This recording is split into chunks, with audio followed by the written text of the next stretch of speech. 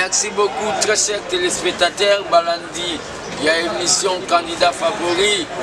Toujours votre serviteur, Fils Moukoko, le combattant de la liberté nationale, ici à la permanence du parti où se tourne cette émission.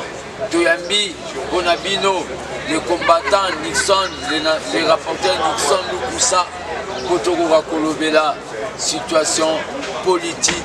Oyo, désolé les Canadiens de ce Congo. Nixon Lukusa, d'abord, Mbote mingi na yo. Mbote ndeko fils. Ouais, tozo bandana nous liboso makambo abeni o bazo sasa ba congolais commentaire na yo ezani. Dans un commentaire belé pour ça la tête na makambo pour juste la page na kati ya motemo. Vraiment nous faisons irresponsabilité ya gouvernement dans nango. Alors le point de bazo ko makambo te batikati. Hein, batika. Vraiment bazar à la hauteur te. Bazar à la hauteur te. Ba yebi makambo sala. Mais ba bien que tu as 17 te. Vraiment bande ko beni tu as des cœurs na bino. Makambo ekosila kala mingi te. Ekosila ba hauteur ba yebane to kolande la bango. Ouais, merci Ndeko Nixon. Ezali na mupepe moko ezo beta mikolo o balobi ya il faut to boycotter l'élection. Ba misusu biso peto lobi l'élection sans Kabila. Yo siko lobi par rapport na boycott à l'élection. Non non, le dépasse à côté quand boycotter ba élection te bande. Bino batu bozali ko landanga bien. Il dépasse à boycotter élection te. Baninga na biso ya opposition, il faut comprendre en gros. Il dépasse à l'Obaka bien avant dépôt ya ba candidature. Que non, avant de déposer ba candidature, Toyokana, biso nyonso, Toboya ko déposer ba candidature, ba préalable na biso nanu, ba respecter yango. Tolobela makambo machine à voter. Tolobela ki makambo ya fichier électoral. Il y a fichier électoral. Tolobelaki makambo ya kalamba na seni. Mais baninga na biso ya opposition, balobaki pas question. Et bamosusu balobaki non. Avec ou sans la machine, tokokende élection. Baboya koyoke le IDPS. Tango IDPS alobaki que non to sa transition sans Kabila. Bamosusu baboyaki kolanda IDPS. Les lots ne baillent comme on est que non, il faut que boycotter l'élection. Il dépêche de le dire non et non. Toquer une élection. Pourquoi la toquer une élection Bandeko, il faut boyer. Dans une information, Sani a prêté. Alors, Bazo Luka, moyen nini, va sauter sur l'opportunité. Opportunité dans un nini. Ezali boycott et opposition. Ceux qui opposition vont boycotter, on va sauter sur l'opportunité. Ils ont sauté, ils ont opposition. Et on a dit que pour l'élection, malamu, toyoka bango, tovanda, pour to bon sama ponomi wana. Biso to timbeli masolo wana. Tokotika la condimate, calendrier bimaki, tozo la nanga, asa la biso élection le 23 décembre. Au cas contraire, hier, na Kabila, na groupe na bango, faut balunga. Article 64 de l'EPS ma koki wana. Tozo déterminé, toko tika le koye na piège wana te, l'UDPS est déterminé, yako kendeti na suka. L'UDPS est déterminé, yako kendeti na suka. Merci beaucoup, combattant Nixon. Combattant Nixon, tolandi na chaîne ya Muzitu. Lelo na alena ndeko Eliezer kuta lobi ata basololaka na kovoyingila akokai koyamba ete mpo aloba makambo ya lobi na chaîne ya Muzitu mpo na secrétaire général Jean-Marc Kaboul ya kolobake secrétaire général Jean-Marc Kaboul azalaki aza donc balobi c'est lui qui est derrière Makabwaka Mona Sanko. Yo répondre mais yo tali soko tali vidéo wana okomona ke mutu wana za mayele te. Soko landi vidéo. Mais Kovo Ingela, soko talika façon azo loba, na makabazo soko ta ke muto aza mayele te. Kovo aza mayele te. Il faut ayer belo kwa liboso. Kovo Ingela yeba que Jean-Marc Abound a calculé la cayote. Est-ce que ce que Jean-Marc Abound a bêti sur l'on a? Jean-Marc Abound jamais à cause perdre le temps. Jean-Marc Azan attente ya kobeta lisolo na yo Kovo Ingela. Ata muke yango na lobaki ke akalukila kayota ata muke. Mais il faut yeba bien que toyebi ndengo bima député, il faut pesa ndeko bazir merci. Parce que dans la simana ye ba voix na ye mute benda yo. Ba voix ya ndeko bazir mute benda yo. Yo ba vota yo te? Ba vota yo te? Kovo Ingela. Tant on doit se permettre, il y a un boussoto contre le secrétaire général, il y a parti mon na UDPS. À ce niveau, on a yoté. Au combattant les Isaac a été Kovo Ingela. Mais ça l'affiche à tes photos, tu sais. Mais c'était un opportuniste. À ce opportuniste, de Moutouana. Nous sommes sur le Gamoko. Aïe la UDPS. Aïe a candidat à postuler na UDPS. Ensuite. Ajoute tout à la terre, ajoute la composition à l'identité. Azongi pas ya Fayulu. Oui, Afina Fayulu. Afina Fayulu. Afina Fayulu, mais Azongi a quelques postulés la dynamique ya Fayulu. A quelques postulés la dynamique ya Fayulu. Mais, Kovo, Sony et pas na yo Tchango wapi. Au final, le président Félix, on a des vidéos. On y est bien, on a rappelé yo. On y est bien que on a que le président Félix a moi dans Mobutu. Yo Kovo Ingela. Mais tout le monde a dit un mot dans le salon Félix. Mais le président Félix a Zamutu, il a monté en monnaie à Limbisaka. Mais il fallait qu'on voit son maïle. Tant qu'on doit s'attaquer à Jean-Marc Abound.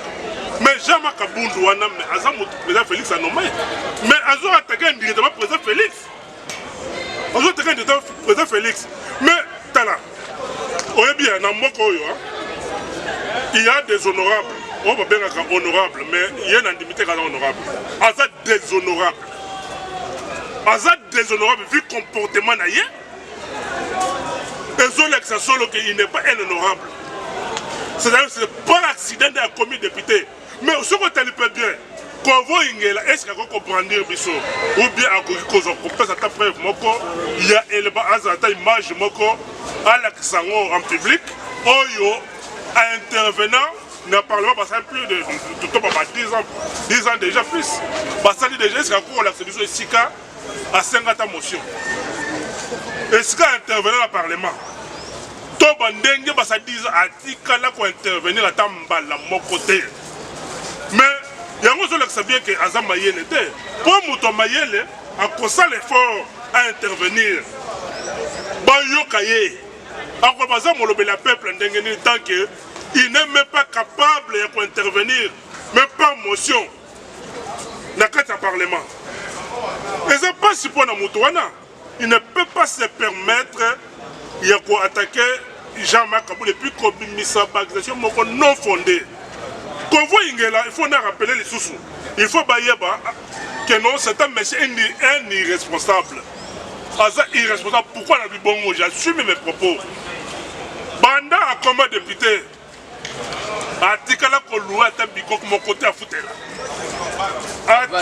Mais avant de le prendre, on a aussi qu'on va botter là. Et si on va botter là, on a team pour aller là.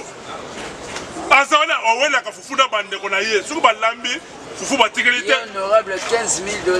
Mais les gens disent que ceux qui vont lambi va tirer l'été à la conscience bande qu'on a eu. Moussala na ye, conscience na kana bande qu'on a eu à passer. Pour ne pas banque tata na banwa tika. Pour ne pas tata banwa tika. Kovo Ingela, tombe Kovo Ingela kokolo banini. Mais c'est un monsieur qui n'est pas à la hauteur. Qui n'est pas à la hauteur. Kovo Ingela ça se continuer de reprendre en charge. Pendant que tu es un incompétent, aux niveaux où on a Kabound de terre, au côté de Kabound de terre, et puis là, comme vous avez remarqué que non, ce monsieur était un infiltré.